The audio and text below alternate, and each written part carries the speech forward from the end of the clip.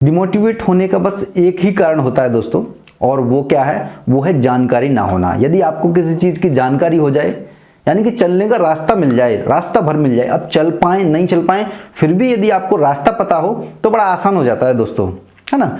तो इस वीडियो में उसी पर डिस्कशन करूंगा, और जो लोग यूपीएससी 2021 में एग्जामिनेशन देने जा रहे हैं, ये उनके लिए बहुत ज़्यादा इंपॉर्टेंट वीडियो है। ठीक है, कुछ चीज़ें मैं आपको स्टेप बाय स्टेप बता दूंगा, उसके बाद आप उनको फॉलो करके आप पूरा साल एक तरह से तैयारी करिए।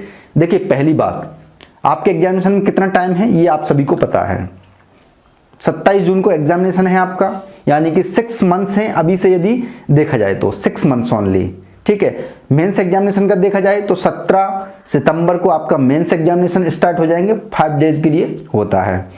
फॉर्म कब आ रहे हैं? फॉर्म आपका आ रहे हैं 10 फरवरी को दोस्तों। तो 10 फरवरी को जैसे ही फॉर्म डाले जाएंगे उसके बाद आप टोटल प्री एग्जामिनेशन में लग जाइएगा। ठीक है, फरवरी से लेकर के मार्च, अप्रैल, मई, जून। ठीक है, आपके पास 5 महीने रहेंगे, लगभग ये मान के चलिए 4 महीने रहेंगे, जो एकदम स्ट्रेटेजिकल जो तैयारी होगी प्री के लिए उसके लिए। लेकिन अभी से क्या करना है? अभी दोनों चीजों को फॉलो करना है, मेंस को भी फॉलो करना है और प्री को भी फॉलो करना है। जो लोग बिल्कुल नए सिरे से तैयारी कर रहे हैं दोस्तों, बिल्कुल नए सिरे से, यानी कि उन्होंने अब तक कुछ नहीं पढ़ा है, केवल ग्रेजुएशन की है और या फिर कुछ भी की हो उन्होंने, और पहली बार एग्जामिनेशन देने जा रहे हैं, उसके लिए क्या किया जाए, दोनों के लिए मैं इस पर बात करूंगा। तो सबसे पहले जो वो लोग जो पहली बार बिल्कुल एग्जामिनेशन देने जा रहे हैं, क्योंकि ये बहुत बड़ा एक तरह से प्रश्न है और इसका जवाब कोई देता नहीं है। तो अभी आपको क्या करना है, आप ये जो 6 मंथ, लगभग 5 मंथ्स मान लीजिए, जनवरी से लेकर के 27 जून तक का 5 महीने की मैं स्ट्रेटेजी एक तरह से आपको बता देता हूं, बिल्कुल जीरो से कैसे शुरुआत करनी है। ठीक है, मेजर जो 4 सब्जेक्ट्स आप ले लीजिए, 4 सब्जेक्ट्स पूरे, जैसे हिस्ट्री हुआ तो हिस्ट्री की आपको कौन कौन सी बुक्स पढ़नी है ये सुन लीजिए। हिस्ट्री के लिए आप एनसीईआरटी, ओल्ड एनसीईआरटी आप जरूर पढ़िएगा। ठीक है, ओल्ड एनसीईआरटी में कौन कौन सी पढ़नी है ये मेरा एक वीडियो है अलग से, आप पुराना वीडियो देख लीजिएगा, एंड में स्क्रीन पर आ जाएगा, या फिर कमेंट बॉक्स में या फिर डिस्क्रिप्शन में उसको दे दूंगा। ठीक है, हिस्ट्री के लिए केवल एनसीईआरटी पढ़िए बस, और कुछ मत पढ़िए। स्पेक्ट्रम वगैरह ये सारी चीजें पढ़ोगे ना तो पढ़ भी नहीं पाओगे और ऊपर से कंप्लीट भी नहीं हो पाएंगे। चाहो तो आप स्पेक्ट्रम है आधुनिक भारत की तो उसे कवर कर सकते हो, चाहे तो विपिन चंद्र को कवर कर सकते हो, जो पुरानी एनसीईआरटी है वो कवर कर सकते हो। तो मैं रिकमेंड करूंगा केवल और केवल एनसीईआरटी, हिस्ट्री के लिए केवल और केवल एनसीईआरटी, ओल्ड एनसीईआरटी। दोस्तों ये बहुत सिंपल सी चीजें, लेकिन ये कोई बताएगा नहीं, जो लोग बिल्कुल नए सिरे से तैयारी कर रहे हैं। ठीक है, दूसरा आपका सब्जेक्ट कौन सा है? इकोनॉमी। इकोनॉमी के लिए बहुत इंपॉर्टेंट टर्म्स आपको ओल्ड एनसीईआरटी में से मिल जाएंगे सारे के सारे। यदि आपने ओल्ड एनसीईआरटी कंप्लीट कर ली दोस्तों, तो ये समझ जाइए कि ओल्ड एनसीईआरटी में सारा जो बेसिक्स है, आपका जो बेसिक्स प्रश्न पूछे जाते हैं उनको दिया हुआ है। यदि ओल्ड एनसीईआरटी आपको कहीं से मिल जाए इकोनॉमी की, आप जरूर लीजिए उन्हें और जरूर पढ़िएगा। अगर नहीं ले सकते हो तो प्रतियोगिता दर्पण की एक बुक आती है, सफिशिएंट है हिंदी मीडियम वालों के लिए। ठीक है, वैसे तो बहुत सारी बुक्स हैं, लेकिन उनको कवर कर लोगे, क्योंकि ये सब्जेक्ट्स कवर करना बहुत जरूरी है। इस सब्जेक्ट के बिना समझ लीजिए लगभग 20 से 25 जो प्रश्न डायरेक्ट इनडायरेक्ट रहते हैं, चाहे उसे आप कृषि से जोड़ लीजिए, किसी से भी जोड़ लीजिए, वो डायरेक्ट ही रहते हैं। एक ये सब्जेक्ट एनवायरनमेंट आपको पढ़ना ही पढ़ना है, एनवायरनमेंट के बिना तो कुछ नहीं है। एनवायरनमेंट की हमारे उस पर क्लास भी चल रही हैं, आप चाहो तो उन्हें देख सकते हो, या फिर अदर कहीं प्लेटफॉर्म पर देखी जा रही हो वहां से आप देख सकते हो। और एनवायरनमेंट के लिए आप एक परीक्षा वाली की एक बुक आती है, ठीक है, बौद्धिक शायद प्रकाशन है उसकी, उसको आप ले सकते हो, वो बेस्ट बुक है। ठीक है, पर्यावरण के लिए कुछ लोगों के पास दृष्टि की होगी तो ठीक है, आप पढ़िए उसे, और बिल्कुल बेहतर बुक है। उन दोनों में से आप कोई भी एक पढ़ लीजिए। ठीक है, बाकी का जो भी आपको पढ़ना है वो करंट अफेयर्स से पढ़ना है।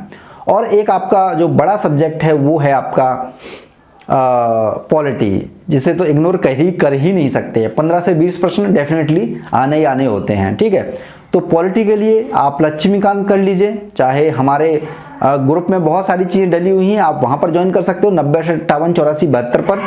4 सब्जेक्ट आप यदि कवर कर लेते हो इनको, तो आपका ये समझ जाइए कि एग्जामिनेशन 50+ चला गया, यानी बहुत अच्छे से कमांड कर लेते हो तो 50+ यानी 60 के आसपास प्रश्न बनेंगे।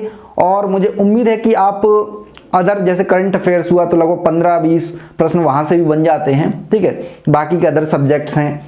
ठीक है, और कुछ मैंने चीजें अपने ग्रुप में प्रोवाइड कराई हुई हैं, तो वहां पर जाकर के यदि उसको ज्वाइन कर लोगे तो आपको सारी चीजें, यानी कि बिल्कुल जीरो से बिल्कुल शुरुआत कर रहे हो, तो वहां पर जाकर के बिल्कुल आपको जीरो से शुरुआत करिए और बिल्कुल एग्जामिनेशन के लिए सारी चीजें पॉइंट ऑफ व्यू से आपको दे दी गई हैं, जो जो चीजें जरूरत है।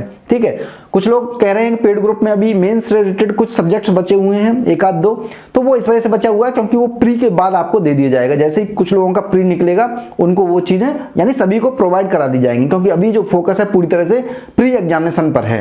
ठीक है, जो बिल्कुल जीरो से शुरुआत कर रहे हैं, और जो लोग जीरो से बिल्कुल शुरुआत नहीं की है जिन्होंने, वो अपना मेंस भी तैयारी करिए, यानी कि पहले से पढ़ते आ रहे हैं तो बिल्कुल मेंस प्री दोनों को साथ साथ लेकर के चलिए फॉर्म आने तक। फॉर्म के बाद आप प्लीज प्री पर फोकस कर लीजिएगा। कुछ लोग आपको बहकाएंगे कि प्री मेंस की तैयारी पहले करिए, ये करिए वो करिए। दोस्तों कुछ नहीं होने वाला है यदि आपका प्री पास नहीं होगा तो। प्री पास सबसे ज्यादा जो कंपटीशन है वो प्री में है, मेंस में कुछ नहीं है दोस्तों। मेंस में बहकावा है केवल और केवल, आपको बस डरा करके टेस्ट सीरीज ज्वाइन करवा करके ये सारी चीजें हैं। मेंस में दोस्तों कुछ भी नहीं है ज्यादा, केवल जागरूकता की परीक्षा है मेंस एग्जामिनेशन। डेफिनेटली एक न्यूज़पेपर पढ़ते रहोगे तब भी आप मेंस एग्जामिनेशन फाइट कर सकते हो, क्लियर कर सकते हो, यदि सही गाइडेंस में रहते हो तो। बाकी का जो भी तैयारी है, जो भी आपको पढ़ना है डिटेल्ड में डीप, वो केवल और प्री एग्जामिनेशन। और एक मंथली मैगजीन को फॉलो करिए पिछले एक साल से, यानी कि अप्रैल मई जून जुलाई से आप स्टार्ट कर दिए। जुलाई अगस्त सितंबर अक्टूबर नवंबर दिसंबर, ये जो दिसंबर चल रहा है ये, इसके बाद की लगभग 2 महीने पहले तक की, 1 महीने पहले तक की, ठीक है, मई तक की, मई लास्ट तक की आपको मैगजीन्स पढ़नी है। 1 साल की, 1 साल का करंट अफेयर्स, वैसे करंट अफेयर्स तो 2-3 साल का आता है, लेकिन 2-3 साल का जो भी बड़े बड़े जो पोर्शन होंगे वो आपके एक ही साल के अंदर आ जाएंगे। ठीक है, तो उस पर ये चीज फोकस करनी होगी। और नए साल में आप कुछ ऐसा करिए दोस्तों कि जो अब तक नहीं हुआ है वो इस साल कवर हो जाए आप लोगों का। बहुत बार ऐसा होता है कि आप हमेशा संकल्प लेते हो कि मैं ये करूंगा वो करूंगा, वो पूरा नहीं हो पाता है दोस्तों। पूरा करने के लिए आपको लिखना पड़ेगा, लिख करके अपने सामने चस्पा करना पड़ेगा, चिपकाना पड़ेगा दोस्तों। जो भी आप करना चाह रहे हो उनको लिखिए, अपनी जेब में डालिए, पर्स में डालिए, ठीक है, अपनी दीवार पर चिपकाइए, जिससे आपका ध्यान पूरी तरह से रह सके कि मुझे ये करना है। और जो फालतू की जो चीजें हैं उनको निकाल दीजिए कि हो पाएगा नहीं हो पाएगा। दोस्तों आप करके देखिए, एक बार प्रयास करिए अपने पूरे तन मन धन से, सारी चीजों से करिए। फिर यदि नहीं होता है तो आप मुड़िएगा, तो आप कहिएगा कि हाँ नहीं होता है। और साथ ही साथ देखिए कितने दिन लगेंगे, क्या लगेगा, मैंने बुक्स के बारे में आपको बता दिया। और ज़्यादा जानकारी चाहिए तो आप पिछले मेरे वीडियोस हैं कुछ, वो देख लीजिएगा जिसमें जानकारी पूरी हो जाएगी। लेकिन एक बैठिए तो सही आप, इस साल एक संकल्प कम से कम दृढ़ करिए। संकल्प जो होता है बार बार क्या होता है, बार बार करने से दृढ़ होता है। ऐसे नहीं कि एक बार संकल्प कर लिया और हट गया तो आपको नेगेटिविटी आ जाएगी आपके अंदर कि यार मेरा तो टूट जाता है संकल्प। टूटेगा, बिल्कुल टूटेगा संकल्प। संकल्प को बार बार किया जाएगा तब वो दृढ़ निश्चय में बदलता है। 1 साल से 2 साल से आप कर रहे हो तो इस साल मान के चलिए कंप्लीट होने के चांसेस उसके बहुत ज्यादा हो जाएंगे। बार बार दोहराओगे अपने मन में कि मुझे ये चीज करनी है, छोड़नी नहीं है बिल्कुल भी किसी भी हालत में, तो बिल्कुल दोस्तों कंप्लीट होती है। ये स्टडी जो है आपको सब पता है, मैं यहाँ पर बताने नहीं जा रहा हूँ क्या पढ़ना है ज़्यादातर क्या नहीं पढ़ना है। मैंने मेजर 3-4 जो सब्जेक्ट्स हैं वो आपको बता दिए हैं, और खासकर 3 सब्जेक्ट्स आप कमांड कर लीजिए पूरी की पूरी। हालांकि सिलेक्शन के लिए आपको सब कुछ पढ़ना होगा, लेकिन 3 पर यदि अच्छे से कमांड कर लिया आपने, जिसमें एक पॉलिटी है फर्स्ट नंबर पर, दूसरे नंबर पर एनवायरमेंट है, तीसरे नंबर पर इकोनॉमी है। ये 3 सब्जेक्ट्स यदि कर लिए, साथ में करंट अफेयर्स जोड़ लिया, तो आप 60+ होने वाले हो। इतने में ही आपका 60+ हो जाएगा दोस्तों। तो एक ये वीडियो है आप लोगों के लिए जो मैंने बनाया है, और आप एंजॉय करिए स्टडी को। ठीक है, एक दिन बैठिए, लिखिए कि मुझे क्या क्या चीजें करनी है स्टेप बाय स्टेप।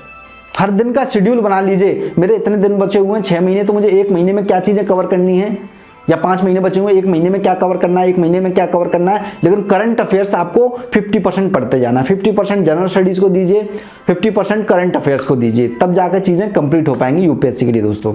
तो इस छोटा सा वीडियो है जो आपको जानकारी मोटिवेट करने के लिए, आपको थोड़ा सा याद दिलाने के लिए कि आपके संकल्प अब दृढ़ होने वाले हैं। उठ जाइए और बिल्कुल लग जाइए। ठीक है, ये वीडियो था, और इसको लाइक कर दीजिए, शेयर कर दीजिए दूसरे लोगों तक।